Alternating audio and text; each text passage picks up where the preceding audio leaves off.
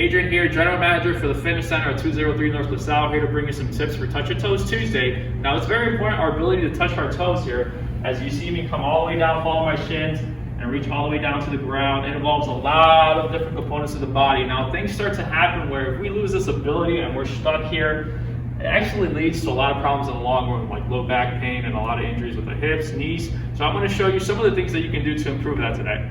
So one of the exercises that we're going to do is actually going to be for the hamstrings, which is very important as we come on down. So for this one, you're actually going to have to get on the ground here, completely flat face up. Back supported against the floor, feet planted on the ground. I'm going to bring my left knee into my chest, interlock my fingers, bring it, lock it in here. I'm going to reach straight up towards the ceiling with my heel, hold for 1 or 2 seconds. I'm feeling a really solid stretch here on the hamstring. I bring it back down and repeat. Drive with the heel. Go ahead and try it with the toe. You're going to feel like it's not as much as a stretch as you would drive with the heel. Boom. I'm looking to go for about 12 to 15 reps on each side. Now, when you're doing this, I don't want you to lift off the ground, off the low back. Keep the low back pressed into the ground. 12 to 15 reps on each side should do the trick for 2 sets.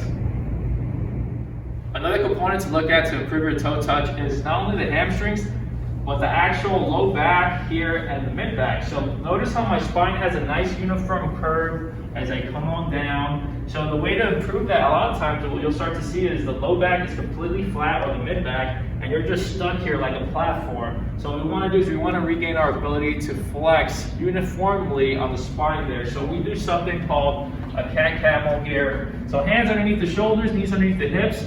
It's all about movement, being methodical, being aware about it. Take a deep breath in, and nice little exhale. You want to start moving the low back here. I'm pointing to it, nice and slow, rounding up to the high point.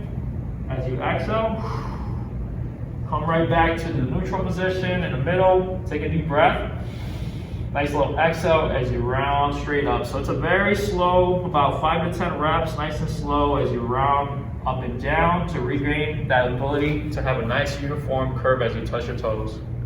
The third thing that you can do to improve your toe touch is looking at how the hips sway straight back. Notice how my hips drive straight back. That's an important ability to do, and unfortunately we lose that. So when we lose that, it looks like this. Your hips don't shift back and you're stuck here. So what we want to do is we want to grab a towel here or any kind of clothing to press against the knees. It's going to allow us to activate our core, feet touching the feet, some kind of platform to elevate the heels. I'm going to take a deep breath as I come up. Nice little exhale as I come down. Try to touch your toes with your knees straight. If you can't at the bottom, feel free to bend the knees at the very bottom. Nice little exhale. Take a deep breath. Exhale as I come down. In this position, I'm being forced to drive my hips back so I can regain that ability. I want to see 5 slow controlled reps. Then we flip it around. Feet elevated here. Squeeze in the towel. Take a deep breath.